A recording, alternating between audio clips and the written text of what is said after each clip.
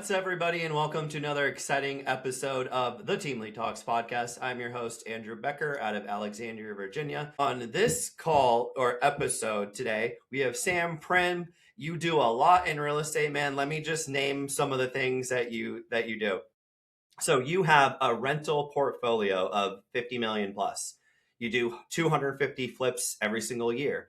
You have your own real estate podcast called the FasterFreedom Show podcast. You have a free investing community. You teach people every day how to get financial freedom from real estate. That is a lot. You have 151,000 followers on just Instagram alone. So you just taught an amazing social media, education presentation in Family Mastermind, which I absolutely loved and that I was able to take part of. So welcome, Sam. You got a lot going on in real estate, dude, but I'm happy to have you here. Yeah, always staying busy. And yes, I'm glad to be here and excited to jam with you for a little bit. Yeah, dude. So how did you before we get into, I think I want to talk about social media because that's super important. And I'm just still like going through my notes from that family mastermind presentation. But how did you get to where you are today? Like, when did you get started in real estate, and how do you do all that? Yeah, so I started in 2014. So I graduated college in 2011, started investing in real estate in 2014 on the side with a buddy as like a side hustle. Tried to replace our jobs with rental income, and that's tough to do when you're using the BRRRR method and cash flow is not what everyone thinks. So we beat our head against the wall for about 2 years buying, maybe 30, 35 rentals. And then we started to flip and wholesale. And then we're like, all right, by 2018, we quit our jobs and went all in on real estate. And then just have kind of been scaling since then. I mean, it's a lot of real estate. I understand that, but it's just been, just kind of adding over time and getting more aggressive and buying more deals and having more access to capital and building more connections. Kind of just a general, not boring story, but no secret sauce to it. We just were able to just kind of do it the right way consistently. Okay. So kind of you learned all this stuff by just doing it. You jumped kind of right in, and it just getting progressively not easier, but more efficient and more effective by, knowing the little nuances, knowing how to, finance your deals. And then now, are you still in operations? Like, is your business still like flipping every year? Are you still adding to your rental portfolio, or are you just doing your community kind of teaching stuff? No, yeah, we're adding pretty actively. Nothing crazy. It is a little bit harder in today's market than it was when we started. So it's because we still like to do the whole leverage route. But I mean, we probably added 20 rentals last year, maybe single family. So yeah, we're still adding. We haven't bought an apartment complex in a couple of years, but we have our businesses and I have them structured to where I spend a vast majority of my time in the education business and the online, the branding and all of that. Like my flipping company, we wholesale and flip a couple hundred houses a year, like you mentioned. I haven't been to a flipping company meeting in 2 years. So I'm, it's kind of separated and delegated at that point. So my focus is on the social media and the education stuff. Very cool. Let's talk about both of those. So the social media stuff, again, you taught a master class on that, but how did you get into social media? How are you able to, this is a big deal nowadays, like social media, followers, authority, all the stuff that comes with it. Like, is this just tried stuff and then stuff worked and then you went viral on a video, but how did you build up those credentials as well? Yeah. So I remember in 2019, I spoke at Lucas, my business partner, and I spoke at our local meetup, and we talked about how we, went from, 0 to 100 doors in 5 years. 2019, 2014 when we started, 2019. And I mean, that thing, there was 350 people there. We were getting DMs in our personal Facebooks like crazy afterwards. So we're like, oh crap, like we're doing something kind of cool. People are interested in it. So then we started to like post a little bit on our personal Facebook pages about like what projects we were doing. And then it just got to be like too much and like, holy crap, because I think we're actually doing it and we're not like, you're like documenting it. Yeah, and we're like, they're not just talking about it, we're doing it, and we're Yeah. not like super buttoned up, just a little bit more like, just real. And that kind of started to get overwhelming. So I started a page and called FasterFreedom, same FasterFreedom. So I decided to like make it kind of like a posting business. And honestly, my first goal was to just get YouTube videos that made a few $100 a month and have every YouTube video be like a rental property, making a couple $100 a month. And that kind of bled into me posting on TikTok in early and mid to late 2020. And then I just kind of caught that wave and just told myself I was going to post once a day for 30 days on TikTok. And I did. And By day 10, I had a video that got 100,000 views, which was like astronomical at that point. I was getting like 30 views, 80 views, 100 views. And then it just kind of snowballed. Then I'm like, all right, there's something here. So then I started to post more, and then people started to reach out and want help. And so it just kind of snowballed from there. But it literally just came from, talking at a meetup and just seeing that there was interest in what we were doing, and people wanting to know more. And literally just talking about what you do in real life anyway. So it probably came rather natural to you, right? Yeah, for sure. It did. So, okay, cool. So you are continuing to, like, I follow you now on all your stuff, which is really cool. So awesome, amazing job that you're doing, clearly. So what would you say to that person that like me, I post once and I get like 1 like or 2 like? Is it just like the content, Sam, of I should just document what I do every day? Or is there a schedule that I should follow? Like, what's the secret sauce? Or is it just consistency? I mean, it's consistency is the foundation of it, but there's more than that. You don't need, we'll give the people a little more than just consistency. But I mean, the biggest thing, as I spoke on the masterclass, I'm sure you took very, very studious notes, but you have to post regularly and often. You're not going to, people aren't going to see you if you're posting once a week. The algorithms aren't going to push it, and people aren't going to see it. You need to show consistency for the platform to show you to more people, because they don't want to use that valuable For You page or Explore page space on somebody that's not going to post again, or only post once every once in a while. So you need to consistently post to show the platforms that you're for real. And then you need to, like anything else, you need to post so you get better at it. I don't know if you golf or not. Do you golf? I played golf in high school. All right, well, I go to the driving range now, but let's say, have you ever played cricket? Like the cricket? Yeah. I don't think I actually have. Okay, so if you're going to go play cricket, how good are you going to be if you go try to play it right now? You're not very good, right? So I'm very athletic, Sam, so I probably you probably would hit a home run to the gully point or whatever, but no, probably not very.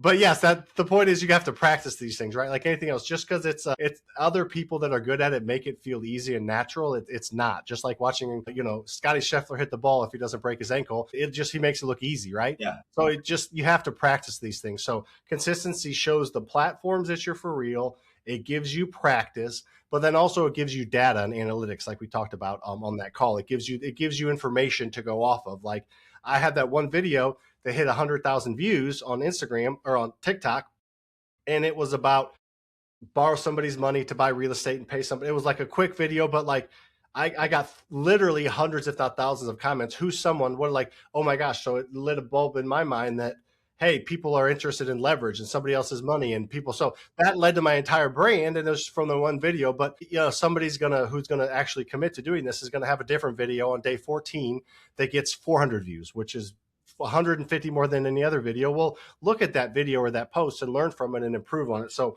it is consistency, but again, consistency, there's reasons behind it. It gives you multiple angles and multiple ways to kind of grow and improve. Very cool. Yeah, dude, that was one of my things that I circled. That point right there was we're trying to post consistently and get more stuff out there too. And we're like, well, how do we know?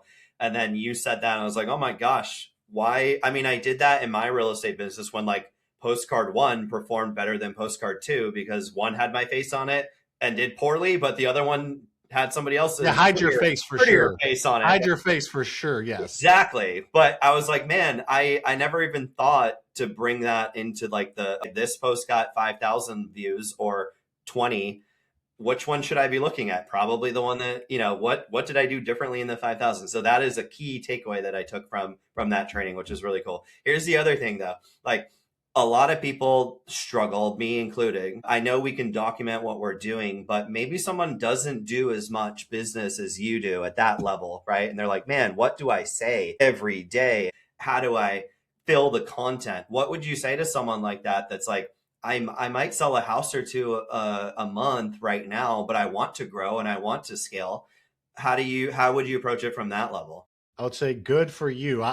My social media never grew faster than when I was like growing. Like, I'm talking about 50 million in real estate. That's cool, but no one can relate to that. Very many people can. But if you're doing a deal a month or a couple deals a month and you're struggling with getting the funding lined up and the contractor was late, or, you're having to do a price drop, or you figured out a new strategy that works to, do this or that, or you reuse the hardwood floor in the 1 bedroom and you put it, like, that kind of stuff is what people want. The point is they want that originality. They want that lower level type of content. I need to part of what I do is sometimes I speak too high. I need to bring it down a little bit. I remember there's this lady, her name is Lily Invest on YouTube, and she had like 100 or 150,000 followers, I believe, before she got her first property, Oh, wow. because she was talking through the same things that whoever's watching and listening is Yeah. going through. They I mean, resonated that if I much. get millions of views a month, 99% of the people watching have never done a deal. They want to or don't care or whatever, but like you need to speak to that. So just the initial thought is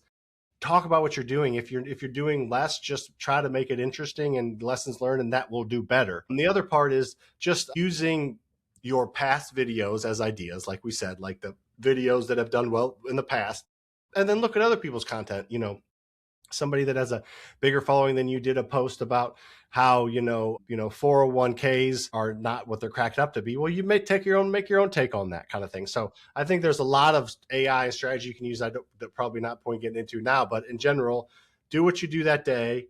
It's not going to get old, I promise. People are going to love it. Look at your past content and then poke around at other people's content for ideas. Very cool. I love that, man.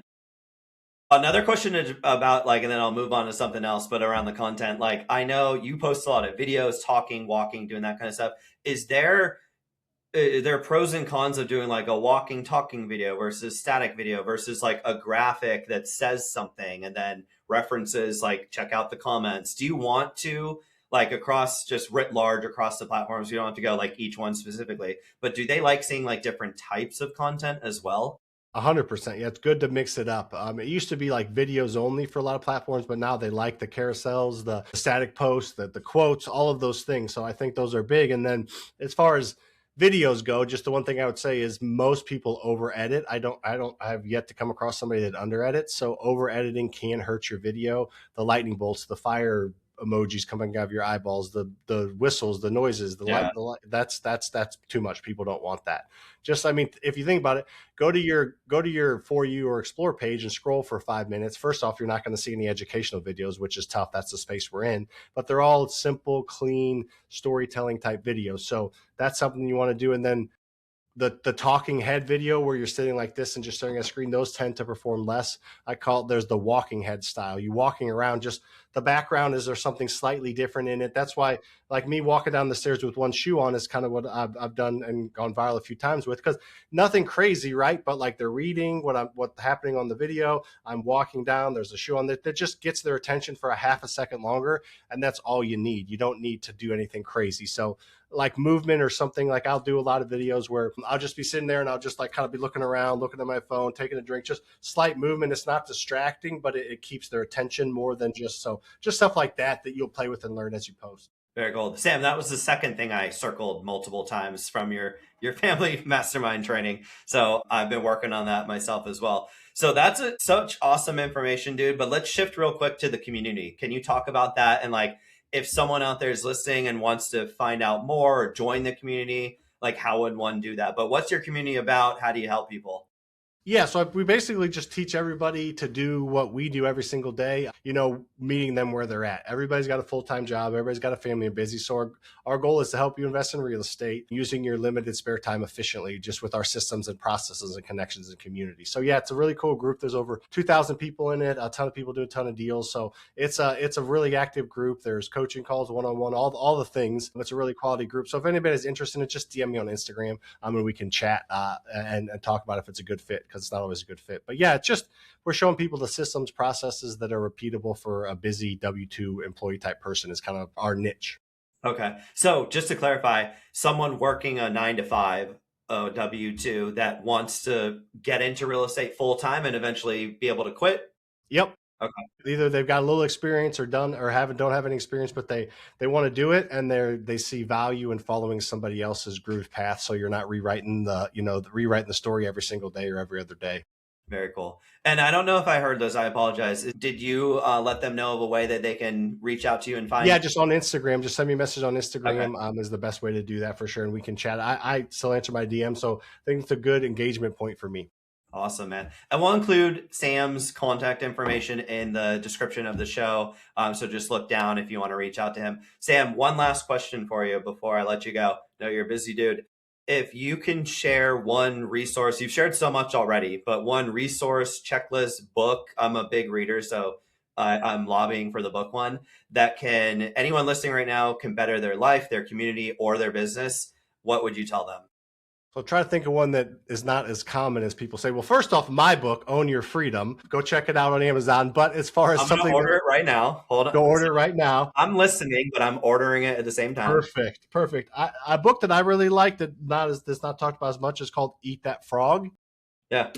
Have you heard of that one? It's about doing the hardest thing at the beginning of the day and just the physical, psychological, and emotional momentum that gives you. Most people push off the thing they don't want to do till the end of the day, then it goes the next day, and the effects of that are, I mean, drastic. But if you just bite the bullet and eat that frog at the beginning of the day and get it over with, the rest of the day's a breeze and you are like several times more productive. So it like, do that thing that you don't want to do is what the book's about, but it explains it better. And I think anyone, no matter what field they're in, can benefit from that book.